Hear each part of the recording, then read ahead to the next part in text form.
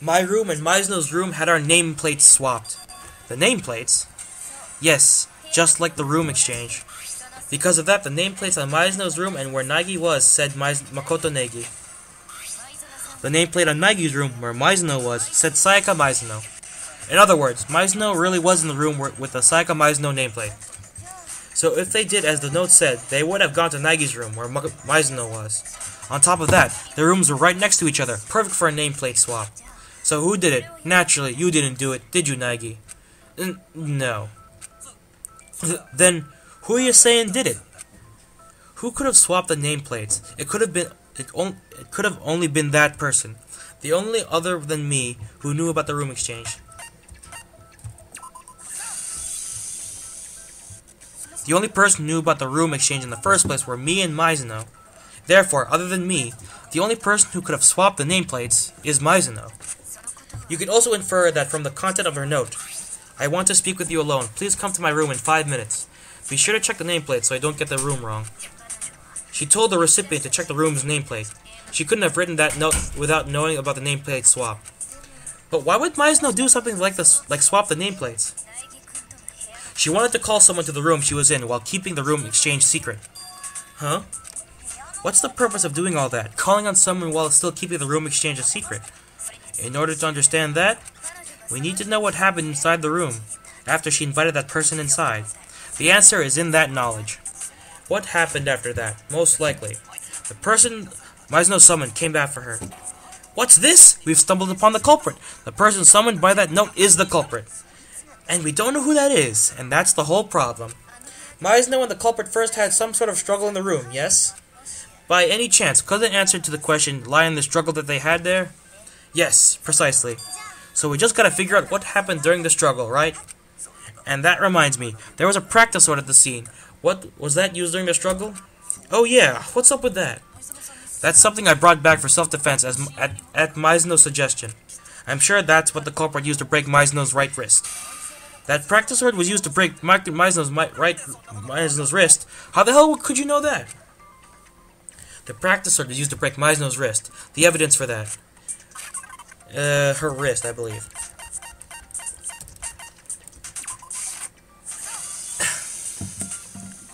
See for yourself by looking at Maizono's broken right wrist. You see right where her wrist is swollen? There's something shiny there.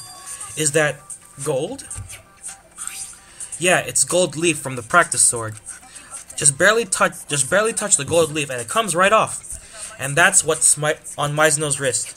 Ah! She received a blow to her wrist from that practice sword. I see. I can feel the truth drawing nearer. Alright, let's exercise this mystery, dude. Let's expose every last detail of what happened there. What happened in that room. To reach the truth behind Maizono's death, we first need to reveal that. More debate. I'm not sure what the supplemental tutorial will do. I think it's chatter. Not too sure.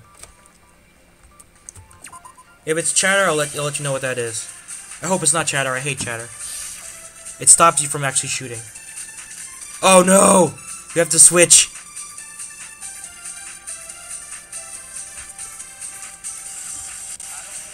Hold on. Oh, there we go. I can switch.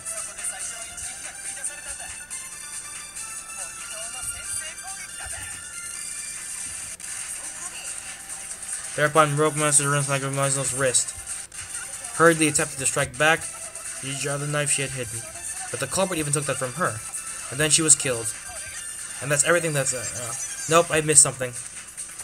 The practice sword, if the practice sword was used in the first strike, then it's strange for their damage to be damaged there.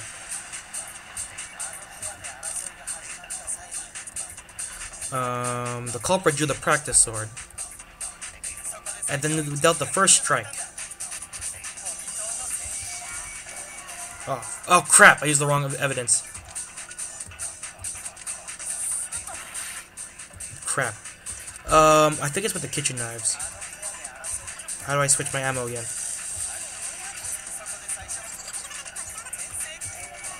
Oh, fuck! I have no idea what the contradiction is. Oh wait, no. It's with the scabbard, because like a scabbard is weird to use. There we go. Ugh. God damn it. I really suck right now. I'm really jumping the gun too fast. It's still an A. No, it's not possible that the first strike was with the practice sword. What? Why not? Because of the damage to the practice sword's scabbard. See? There are slash marks, like it was cut with a blade. A blade? You mean the knife? That knife was the only blade at the crime scene. This ain't word association. Explain things more clearly. If the first strike was with a practice sword, then it doesn't follow for the scabbard to be damaged. I mean, if you're attacking someone with a practice sword, would you normally draw the blade? Leave the scabbard on and it's just heavy and in the way. Just one big handicap. Then why be the scabbard damaged? What if, for example, they were suddenly attacked with a knife and took the sword for defense? There wouldn't be time to draw the blade from the scabbard. In other words, the practice sword was first used in defense against the knife.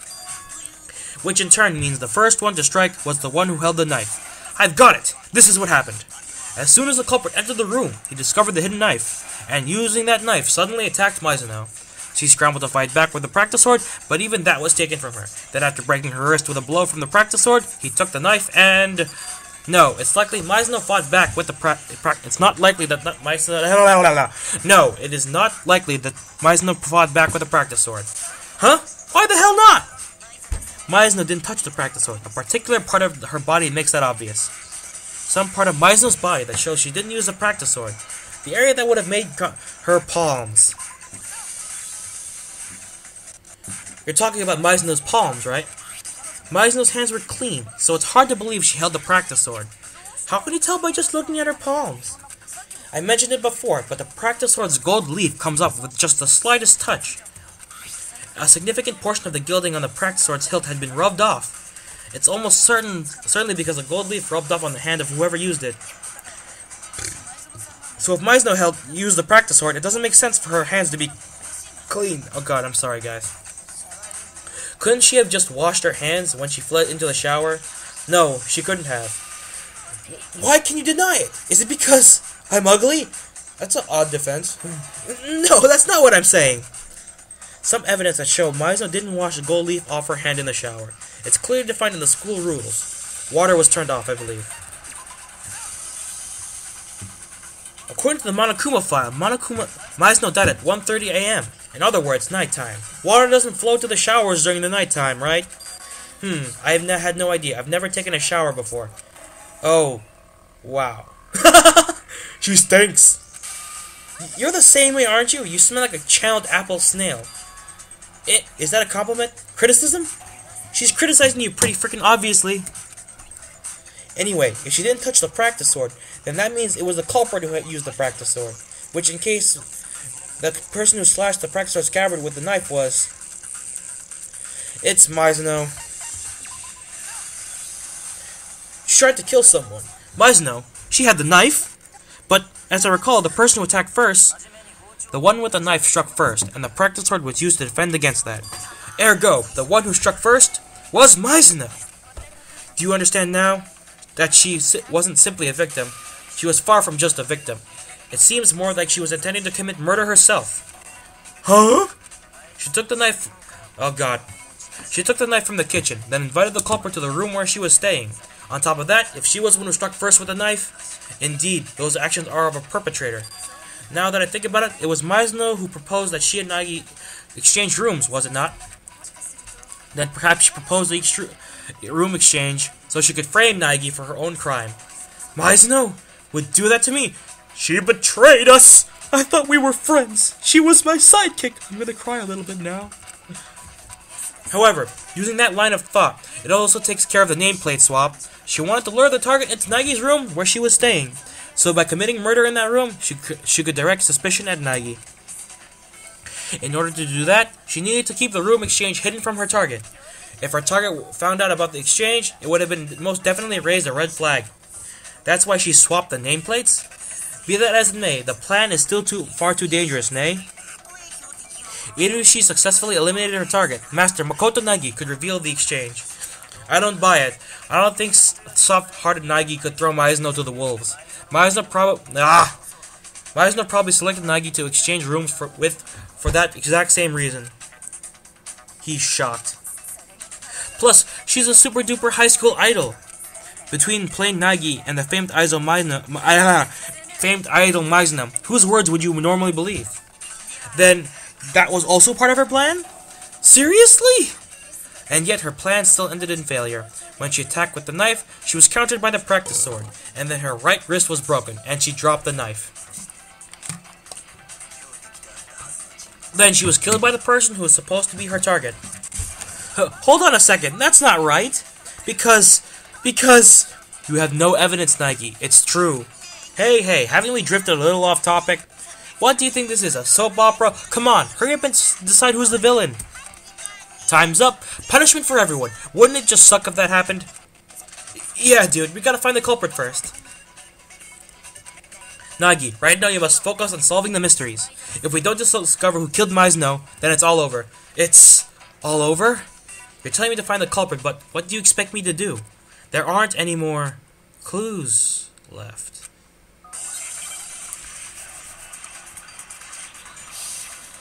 More non-stop debate. Dying message. Oh yes, the 01137, I believe. How are we supposed to pick a culprit? We're all out of clues. Fire! Break, motherfucker! I have all the clues. Actually, there's still one clue left. Maizono's dying message. Dying... what now? A dying message. It was on the wall behind her back. She wrote the numbers 11037 in blood. This must be a hint related to the culprit. Before we move forward, I'd like to be sure. Did Maizono actually write the message in the first place? There's no doubt Maizono, her left pointer finger. The reason Maizono's left pointer finger had blood on it had to be because she used that finger to write her dying message. Her right wrist would have been broken from the previous struggle, so she used her left hand. Okay, so we know it was Maizono who wrote it. But what does 11037 mean? Wouldn't that one chick be able to help if it's about numbers? The programmer or whatever. I have no idea. No matter what I try, I can't find any meaning in the string of numbers. Of course not. That's because they're not numbers. Oh, it seems... What? What is it? If you consider that these might not be numbers. Doesn't the 11 look like a letter? That's right. The line in the middle is really thin, so it looks like the number 11. But could it be N? Whoa, you said something useful for once! My little gray cells are in fine working order. Though, even if we assume the first letter is N, N037 still has no apparent meaning. Crap, I have no idea. Rotated clockwise 180 degrees. Huh? Rotated? I get it. Is it possible she wrote... That's right, Maizono wrote the culprit's name. Here we go, guys. We're about to find out who the culprit really is. Drum roll, please. What? She skipped the clues and went straight for the culprit's name? Who? Whose name is it? The culprit's name in Maizono's dying message. If I rotate the message 180 degrees, it's... I should be able to see it. It's Leon. If you flip it 180 degrees, it spells Leon. Where is he? There he is. Ba-bam! The key to this mystery is in the clockwise rotation. If you rotate the dying message clockwise by 180 degrees, you can see it in the letters Leon. Leon, that's Kawata's name. What? What are you talking about? It's just coincidence. It's just coincidence it looks like that. An accidental byproduct. No, it's not just coincidence. Maizono wrote the message behind her back while slapped against the wall. Quite likely she moved only her hand behind her back, writing the message in that position. Because she wrote the message in that position, when you look at it head-on, it appears rotated 180 degrees. You can try it yourself. Write a message in that position, and the letters will be inverted. You're just grasping at straws here, man. I'm the culprit? Spit out the first thing that comes to mind, why don't you? If you're not the culprit, then why did you attempt to dispose of evidence? Huh? Nagi, you know too, don't you? The evidence Kawata tried to destroy? The evidence Kawata tried to destroy.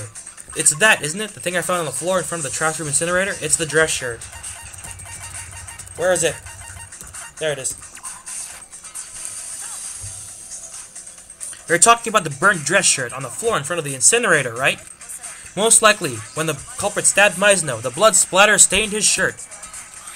To dispose of the bloody dress shirt, he threw it into the incinerator, and accidentally left behind that burnt fragment.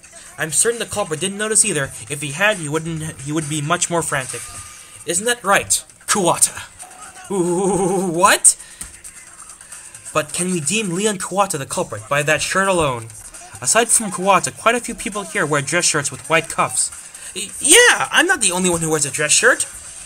There's no way you can tell about whose shirt that is just from a burnt cuff. No, even if we can't infer it from the item itself, there are other details we can use. It seems you finally discovered the answers to all the mysteries. Yeah, for the most part. The burnt fragment from the dress shirt, the culprit failed to destroy. In order to determine who the culprit is, we need to focus on how it was disposed. We focus on how the shirt was disposed of. We should be able to determine the culprit. Oh yeah, I see. I've got it all figured out. You can't get near the incinerator if you can't unlock the trash room shutters. So there's no way you can switch the incinerator on. And the one who has the key to the trash room is the janitor. Which means the janitor is the killer! That's not true. There's a way for someone other than the janitor to switch the incinerator on. And that method, that points to Kawata being the culprit. I hate, one thing I don't like about this is it's so long, and I have no idea how to, whatever. I'm gonna stop complaining. The key to the trash room. Oh no, that's not wrong. In other words, the only person who can get near the incinerator is the janitor. Yeah! Picked it right this time! I'm sorry guys if I don't read them all out loud, because I have to react pretty quickly in order for me to get it right. I hope you can still read that, though. Hold on! It was still possible to dispose of evidence even if you weren't the janitor. But without opening the shutters, one is unable to light the incinerator's flame, are they not? No, it's still possible if you use this. It's busted, but it looks like a glass ball. Well, it was supposed to be a crystal ball. By using this, how would you use it? The culprit did something. He threw it. The culprit threw this glass ball through the space in the shutters at the incinerator's switch. Doing so, he was able to switch on the incinerator's fire. He threw it through the shutters? You said so yourself, Yamada. More flashback. It's just him about saying that the incinerators he turned the incinerator off. The incinerator was turned on without Yamada, who had the key, knowing. That's because the culprit pressed the incinerator switch without opening the shutters. Having lit the incinerator's flame, he balled up the dress shirt and threw it in. Hey, what you saying, man? The condition of the room after the disposal tells us the culprit didn't open the shutters. The broken glass ball, the incinerator being left on, the burnt fragment of cloth. If the janitor was the killer, he would have been more careful when he got rid of the evidence. Hey, I said wait! The incinerator is more than 10 meters away from the shutters, isn't it? Is it really possible to throw a glass ball from that distance and hit the switch with pinpoint accuracy? Yeah, that obviously ain't possible. That may be difficult, but not impossible. No, it actually wouldn't have been that difficult for the killer, the super duper high school all-star. Because the killer is a super duper high school all-star. Isn't that right, Kawata? You're talking crazy! Oops, wrong button. Indeed, for one dubbed the super duper high school all-star, a 10-meter target is nothing. Fuck you! I'm not the culprit! Besides, that logic's completely whack, you shit-brained cucklefucks! Still won't admit it? In that case, Naegi, go back over the incident one more time and explain every little bit of his crime. With that, let's put an end to this. I'm telling you, this ain't over yet! You can say whatever you want, Kawata, but we solved all the mysteries. And now I'll show you what really happened.